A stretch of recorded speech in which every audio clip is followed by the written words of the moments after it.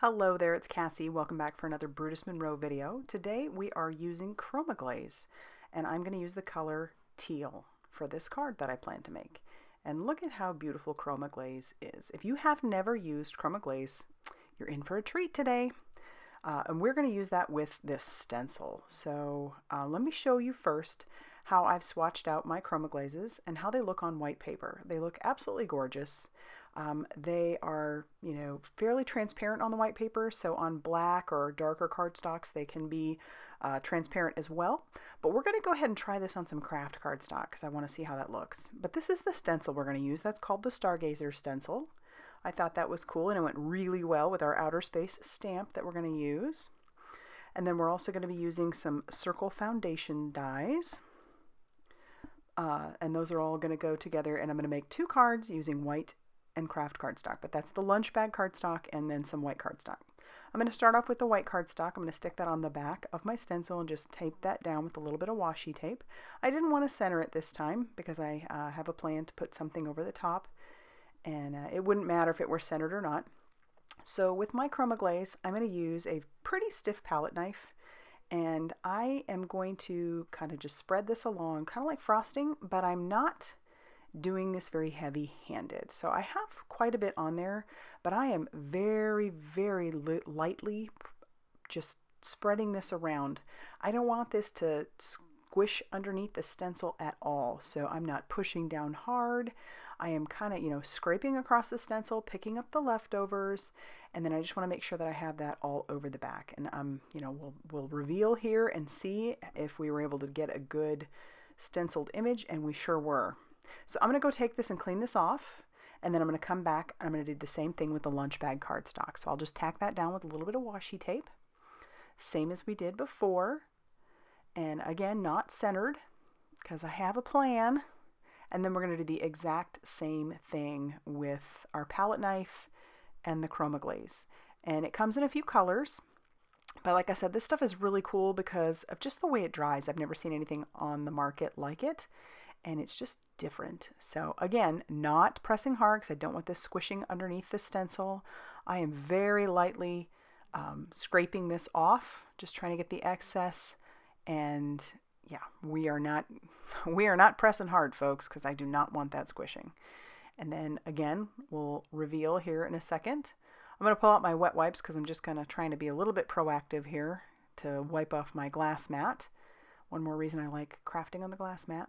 But I'll close up my Chroma Glaze, and then I'm going to once again peel off the stencil to reveal a perfectly stenciled background, and then we'll clean off our mess. Now, Chroma Glaze takes a little bit to dry, and I did this fairly thin, as you can tell. So I'm going to set these two off to the side to let them dry, and that way we'll move on with the rest of our elements. I took one of the circle foundations and I cut out both some craft or some lunch bag and some white cardstock. And I'm going to take two of those foundation dies. I've got the big one that I used for my circles, and then a smaller one I'm going to just make a frame. I'm making a frame out of some of this Lagoon cardstock. And then we're going to do two of them. And you're going to notice that when I cut them out, they're not perfect frames. That's okay. I don't need them to be. I don't need them to be perfect circles. I just need part of that circle because my circle is going to be coming off of my card. So I'm going to do another one because I wanted two, and I didn't want to waste too much paper. So again, we have another frame that is not a complete frame, but again, don't need it to be complete. And then I'll put those pieces away.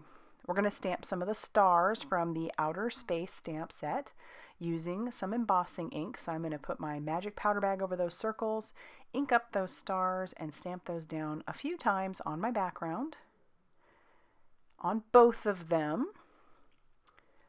And we're going to do some embossing on these. And as you can see off to the side, I have some Raven Sparkle embossing powder. And usually you want to shake that up a little bit while it's in the jar. Then you can take your lid off and then pour it over the top of whatever it is you want to emboss. And then we're going to clean up our mess, but take a look at this Raven Sparkle. If you have ever watched me before, you know I love this stuff. This stuff is incredible. I think it was one of my very first embossing powders from Brutus Monroe, and I love it. Love it, love it, love it. Still one of my faves. All right, so I'm going to heat set these, and then I'll show you up close what it looks like. It's just gorgeous. because it uses their Raven embossing powder and it's got some sparkle in there, and you know, who doesn't love a little sparkle? And typically if I had a big image I would heat from the back, but this worked out fine. And take a look at that beautiful sparkle within that black. Now we're going to just stamp out a couple of the images. I'll only show you the one, and then we're going to stamp our sentiment. And we're going to use the Alabaster sparkle. So same concept, using their Alabaster embossing powder, but it has some sparkle in it, and it just fits so well with our star background.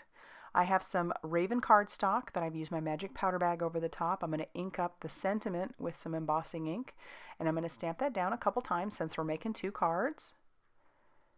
And then I'm going to cover that with that Alabaster sparkle embossing powder, which again is gorgeous.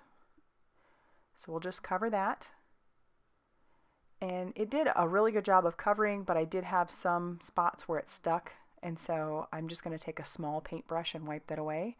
And it's absolutely no issue to do so. And it all comes off of there just fine. In fact, I got some of the M off of Moon, so I end up coming back in with a little bit more of the powder. And then we will heat set these. And then you'll see that there is sparkle in those as well. So it's just a really cool spin on like a plain white embossing powder. So it's perfect. Now I'm going to take my Tim Holtz guillotine trimmer and I'm just going to trim down my sentiments. I'm lining up the top of the word moon and the bottom of the word moon with the clear plastic like holder, and that's how I'm basically cutting my sentiment, so I can make sure that it is uniform, if that makes any sense. So they'll be the same size and they'll be perfect. All right, and this is what I was talking about as far as the frame goes. So I'm going to use some liquid glue and I'm going to adhere that down to my circles. And I want to make sure that my stars are going to be mostly inside of those, you know, where the part of the frame that is there. And then I'll do that with the white one as well. Just tack that down and set those off to the side to dry. And then I'm going to color my little telescopes. This is nothing groundbreaking or earth-shattering. I am using some Arteza colored pencils. And I think I used about 4 colored pencils. I'm using gray and white, and then a darker gray, and then almost a black. But, and I love how colored pencil looks on craft. I don't know why I don't do that more often, because it's absolutely beautiful. And I'm just coming back in and shading those out, adding some darker areas where I think there should be. But there are this is a telescope, so there isn't going to be a ton of color in it. I do come back in later and I stamp out, looks like the moon with a flag on it, and I cut the color and cut those out as well. I don't show you that because it was an afterthought. But yeah, I'm just coloring these little telescopes, and then I am going to fussy cut them both out. Didn't take any time to do that. And so here they are all cut out. I love the craft one. Like I said, I love how colored pencil looks on craft. And now I'm going to start prepping my sentiment. I do want a flag banner on the one end. So how I do that is I snip into the center and then decide where I want that my flag ends to come in from, and then I just cut into the middle from there, if that makes any sense. You can kind of see what I'm doing. And I just go back and forth until I have a decent cut. Now these aren't completely dry. It has been probably about 20 minutes. But it's worth the wait, I'm telling you. So all I'm doing is running my heat tool over the top of this, and just running it lightly over the top, not letting it sit in one area, is great to just dry this stuff pretty quickly. You wouldn't want to hold it in one place for too long because it will cause your Chroma Glaze to bubble. It usually doesn't affect it too much, but you can sort of see it after it does bubble. But yeah, I'm just running my heat tool over the top of that just to make sure that I have it good and dry. It was tacky still, actually, but it was fine after I heat it. Now my card bases are some more of that lunch bag cardstock. I'm scoring it at 4 1/4 inches. So these were cut to 5 1/2 by 8 1/2 and then scored at 4 1/4. So they're side folders. And then I'm going to put these inside of my MISTI, and I'll grab out that big stamp from the Outer Space stamp set. I'm just going to stick it down on that left-hand side, and then I'm going to ink that up with some Distress Oxide in the color Broken China. I thought that matched fairly decently with our Teal Chroma Glaze. And then I'll pull that one out and I'll put the white one in there as well, and we'll do the exact same thing. So at least I'm doing a little something on the inside of the card. Somebody had suggested not that long ago to me to maybe think about even doing something on the back. That would be kind of fun, especially if you have a, you know, stamped by. I'm using my Squeaky Clean to clean off my stamp along with just a cloth that I have, but I love that Squeaky Clean. All right, now we're going to start adhering all of our pieces. So I'm using liquid glue to adhere this down, and I'm having part of that circle just come off the side because I'm going to trim that off later, and I'm going to use some Brutus Monroe foam tape on the back of my sentiments and also on the back of my images. So I'll use my glass mat to line that up.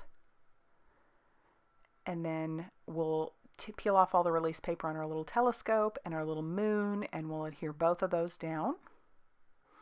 And then we'll do the exact same thing to the craft one. So it's all the same process for that one. And then it's at this point I realized, dang it, I wanted to do more to that background.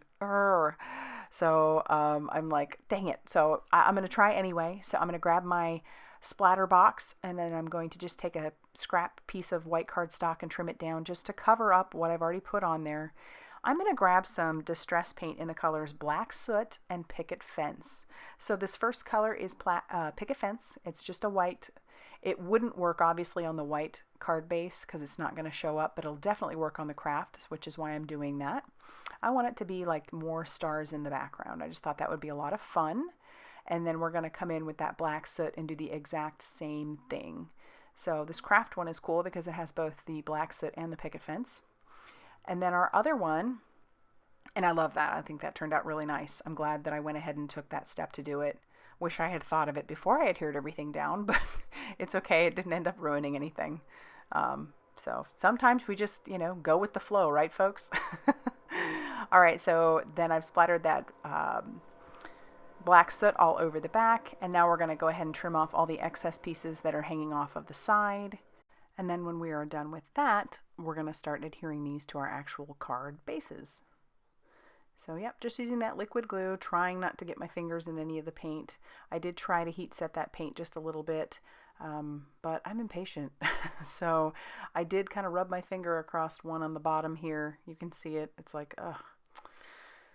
Oh well, I'll take my cloth and just kind of try and wipe that up, and then I'll take a gel pen and try to make that star look a little bit better. But yeah, I'm impatient. And then once we get that figured out, that's going to finish off both of our cards. So I'd love to know what you think. Do you think Chroma Glaze is something that's for you? I certainly enjoy it. I love the pretty colors that Brutus Monroe has. And so I'll have, like I said, everything linked down below that I use, so that you can go and take a look at it if you'd like to.